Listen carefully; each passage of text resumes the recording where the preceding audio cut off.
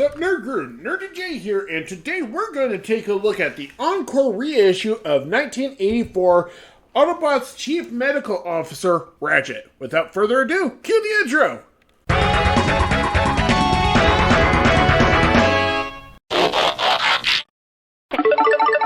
Ratchet is considered the best medic on Cybertron. He is often found bickering with the Autobots' human ally, Spark Witwicky, and they compete on who can repair the most or can overhaul the other parts for the alien Autobots the best. Being granted the form of an ambulance, after the Ark crash landed on Earth, Ratchet is now able to get to a lot of places faster thanks to his sirens. With ornery and sometimes rude patience, Ratchet will pull pranks on his friends that he is operating on, like shutting down their vocal processors when they complain too much. Usually paired with fellow teammate Wheeljack, they act as Optimus Prime's advisors on technology and scientific issues.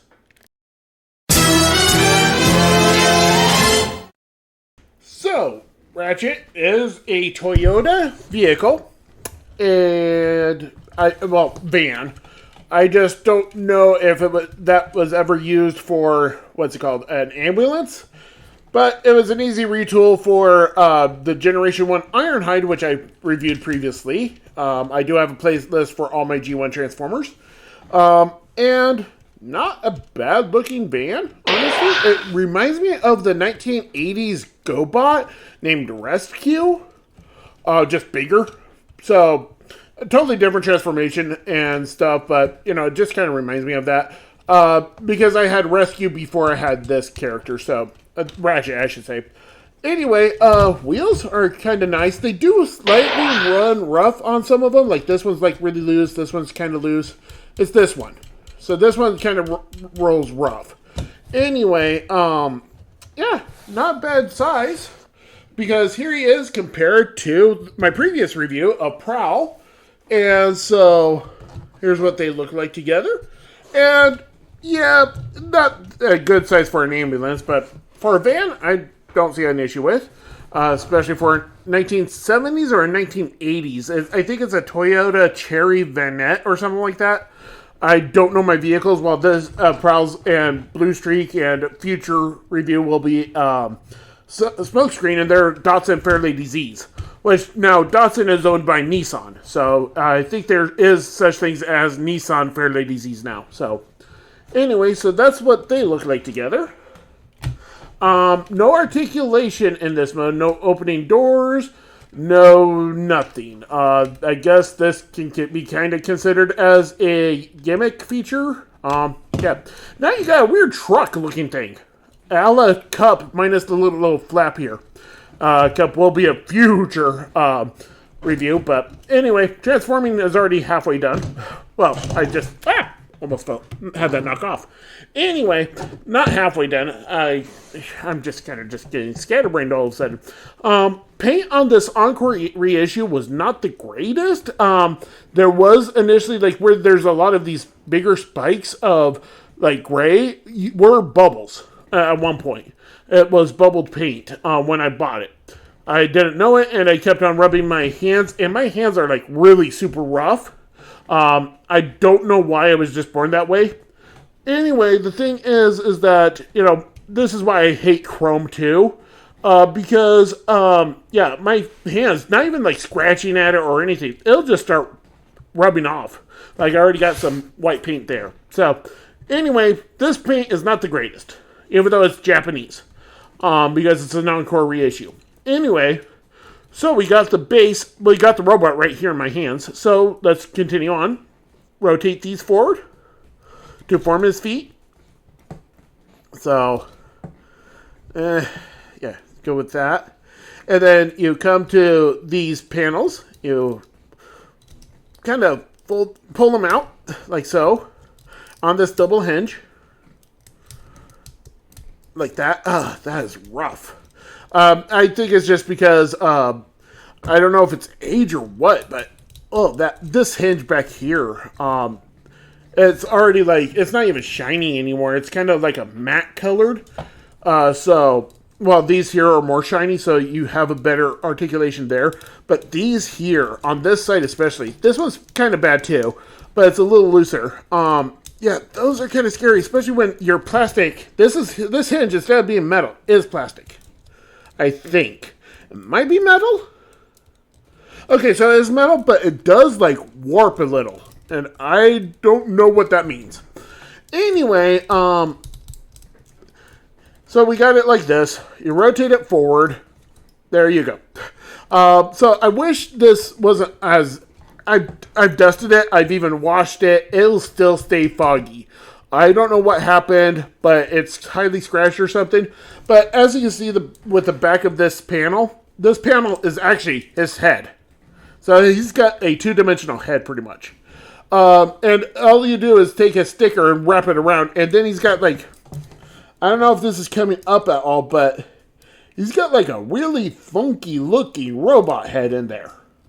Even though it is just a sticker, because the original Diaclone toy did not have the sticker, I believe, because you would have a little driver that you would fold up the legs and just stick it in there.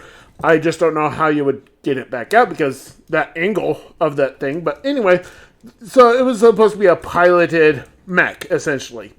And Transformers took it and put a sticker on it. So, as far as I'm aware. Now, Diaclone could have had its own sticker. I don't know. Anyway, the thing is, you rotate the panel around, forming his hands. Bring down that. Rotate this. Form the hands. And then just kind of squish it to wherever you want it. I usually go about there. Oh, that is scary. So, you got that. And to now finish off the transformation, bring this tread down. And then you pull the back down like that. And then you come in here and pull down this set of treads. And you do that. Then rotate these down. Now, these are just pegged in. So you're rotating them on a peg. So, essentially, here, let's see if I can remove one. See, it is just on a peg. And so, these can be easily lost. I don't know if the original one had it, but had them as pegs too. But, yeah, I did add glue to, I think, this one. Because this one was already tight, and then I noticed there's this white powdery stuff in there. And so I added a little teeny tiny bit of glue because this one would just constantly fall off. Like, the peg was not even thick enough. So, that's why this one's a little bit tighter than the other. It is more scary now since then, but essentially it won't come off. So that is a good thing. It'll still rotate, but it won't come off. Then you split this down, and then you bring this up like so. Then you bring in this two-piece unit. Sorry, you bring in this two-piece unit. It's a gun and then a post. One thing I didn't show in my Ironhide, because they are the exact same mold. So, let's just pretend this is car mode, okay? One thing I found out is this can actually peg in. Problem is, you think, oh, that'd be great for the alt mode, it's storage. No. It's actually lower. Here, I'll just squish them. Right here, it's actually lower than these. So that's why this is highly worn, and apparently there's not a lot of clearance either because that's why this is worn. So, just be careful if you want a great condition figure. Honestly, I want to play with my toys, so that's why I buy them sometimes loose even. And maybe sometimes not even complete. Anyway, you take these two pieces, which this thing is tiny. So, just be aware that you can't even attach it. It's not even long enough to attach it into this hole. So, it just like hovers right above it. So, you can't even put it in the hole. So, you need that extender. So, and then I'll have the laser going out like this because with Ironhide, I would have it the other way. So, I'll have it as kind of like a big giant laser scalpel. Anyway. So you got that, and then with Ironhide, I had it like this. Well, here, I'll just make it as a scanner that somebody can sit in and he can just scan. That's also why he doesn't have the missiles. He comes with 3 missiles, but that'll be covered in a little bit. So anyway, here's that. So you can put him in, and it's kind of a scary thing. You want the feet in here, going underneath, but then you want these panels, these little tiny panels right here where my finger is. You want them to kind of like go right here in between the joint of his foot.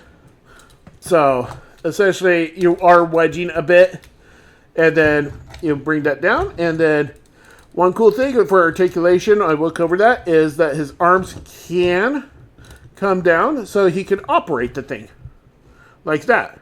So I think that's kind of cool. So for articulation here, technically you do have a double swivel, even though you don't even need the double swivel, but you know, you can swivel that. This is on a double hinge. These, if you need, I don't know why, that can happen. These can be adjusted however you need. Same here. So got that. And for the articulation of the robot, in and out for the robot arms, you can actually have him go all the way out if need be. And then wrist rotation, shoulder rotation, and then he's also got this look up crunch, reverse crunch, I guess you could call it. Nothing else actually in the actual legs, but where the ankles are, he can bring them down and bring them back up. So there is that. Now, for comparison, here he is with Prowl. And so, I don't know how well this is coming out, but Prowl is a bit bigger where the head, because I think the head here actually just comes to his chest.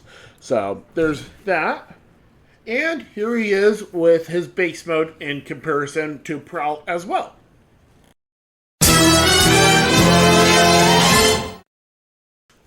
Ratchet isn't equipped with any offensive weapons, but he does have laser scalpels, arc welders, various microscopes, fluid dispensers, and scanners he can always use against an enemy if needed.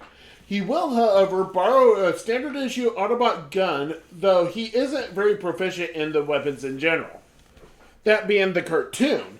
So, for the rundown, he does come with his giant laser scalpel that can also double as just like a missile right here. He does come with his post, and then he is supposed to come up with three mini finned mini missiles. Like Ironhide, seeing the unglamorous images of the encore reissue of him and Ratchet, I was still more than willing to give these two bots a chance. Even though Ratchet is bare bones kind of robot, I thoroughly enjoy him, and if I didn't have either him or Ironhide, I feel like my collection would be missing something big. This has been the encore reissue, Japanese, of Generation 1 Ratchet. I've been Nurdie J for Nurdie Boys, and I'll catch you next time.